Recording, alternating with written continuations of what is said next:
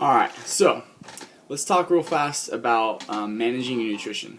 One of the things I always talk to my clients about first is about calorie control, calorie management, whatever you want to call it. I'm not a big fan of calling it calorie counting just because if you're spending every single day, hour, a minute detailing what you're eating down to the point, you're going to be miserable. You just need a rough idea what you're eating so you have a good idea of where you fall. Now, I'm not the biggest fan of like I said, being exactly detailed, only because most people get more frustrated with that than anything else. However, if you want to do that, go for it. If that works for you, go for it. There's a cool bunch of cool apps out there that help you out with it. MyFitnessPal, I love it. You can put down detail exactly what you're having, the exact serving, and their database is huge. So you can really keep track of your calories that way. Besides that, what I recommend is just using like a journal, something like that. Just writing it every day. Okay, this is what I had this time of day. A good estimate of what you put on there. So at the end of the day, you can just kind of put it together. The whole thing doesn't take more than 30 minutes of your time, which is, you can talk about 24 hours a day doing stuff there and here, going and working out, right? Let's make sure that we give you as much time as possible to yourself. Now, as far as calorie management, so more or less about a pound of fat is roughly 3,500 calories. What that means is when you are trying to lose that 20 pounds times 3,500, that's the amount of calories you have to lose. Now, that is why it's difficult to do that over a course of a couple of weeks. You gotta do this over a course of a long period of time. Those numbers take a while to get to. Even if you are micromanaging your food very well and you're hitting the gym, you're still not going to burn more. You shouldn't burn more really than a few pounds tops a week. If you're doing more than that, that's a sign of things that are going on in your body. It's unhealthy, not good. Or it's muscle loss, which we'll talk about later. Well, actually, let's talk about it now. So when most people go to the gym, they do a lot of cardio, and they think they're losing a lot of weight. What happens is they are burning calories. However, for the most part, they're not stressing the muscles, so that when the muscles go to recover, they're not trying to take the protein and build it onto the muscle mass itself. In fact, it sees it more as a hindrance, and what you'll see is a lot of muscle atrophy. So what we see a lot then is the quote-unquote skinny fat. People that fit in clothes real well, but generally speaking, have a higher body fat percentage because their muscle mass is low. So they see weight loss, however, they don't actually see the body fat go down. I've had clients come to me before and think that their body fat was going to be really good, and then I did a test on them and it turned out they were about 30%, and they were like, how? My size is whatever for females. And I was like, look, you have zero muscle mass on you. If I were to ask you to go to your cabinet, pull down that heavy, box of something, right? You're going to get injured. You're going to get hurt because it's going to be heavy. You're not going to have the stability, control.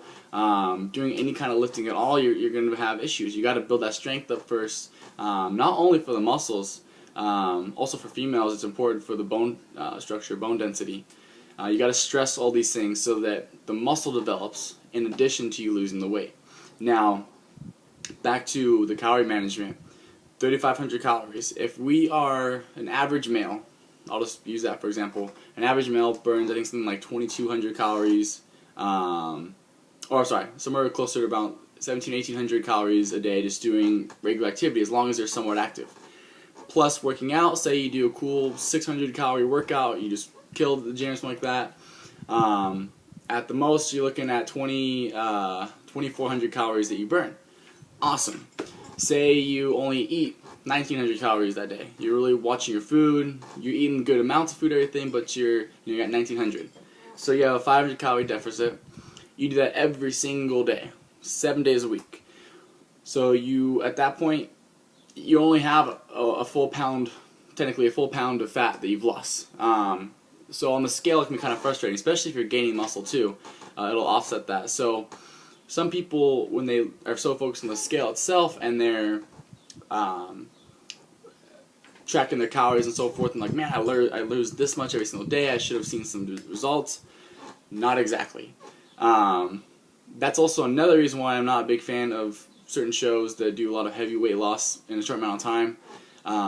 There's more to what's going on there, and it's very harmful to the body. There's a lot of studies that talk about this. I'd be more than willing to post them on there if anyone's interested. But the moral story is this. Just keep a guide, keep something that is going to allow you to track your calories, track your food in the general amount, not the specific amount, because like I said, if you want to do that, go for it, but for most people, it's just too much work. Just get a general idea of what you're eating, stay within a certain range, and then work on your workouts, and keep it consistent over a long period of time. The better you do that, the better it's going to be. And lastly, whatever fad diet you're on, stop it. Just stop it, get rid of it, done with it, none of that stuff. Anything that lasts for a certain period of time is probably not going to be effective. If I hear one more person talking about a juicing diet or a XYZ diet or whatever they're going off of, and it lasts for X amount of weeks, so they're going to do this for this much time or whatever, I seriously am going to take that person, throw them to the side, give them some real food, and make them eat it. Because that stuff does not work. Your body is very good at adapting to certain stresses, and when you are putting it on the extreme side, what happens is it's going to adjust to the needs that the demands, and it's going to compensate. So what happens is sweet, you lost 5 pounds off that juice diet because you ate nothing else but juices all day, and you had a total of 1,000 calories each day. And then as soon as you get back to eating your real food and go to In-N-Out, you're like, man, I had a great week, I'm going to get that double-double. Suddenly your body is just absorbing everything because it feels like it needs to get more. It's not used to having such an overflow of calories and nutrients and so forth. There's a lot more information as far as nutrition specifically. What I'm going to do is I'm actually going to attach a link. A friend of mine who is trying to become a nutritionist. She is more passionate about food than I could ever imagine. She's great at what she does, so I'm going to patch a link over to her stuff just because she can get a lot more detail about a lot of these things, and she has some really cool tips.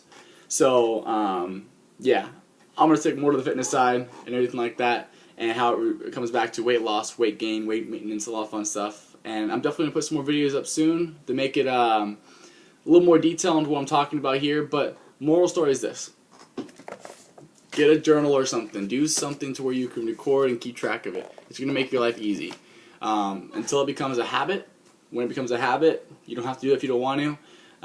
But you just want to make sure you're getting past that hard stage of I can't seem to stay on some kind of diet or stay on some, not diet, but stay on some kind of food path where I'm eating certain ways throughout the day.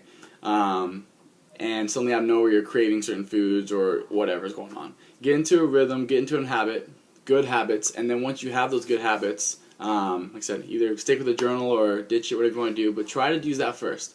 MyFitnessPal is a great app. Once again, I mentioned it earlier. That's another one that can help you out if you'd rather do it all on your phone and so forth.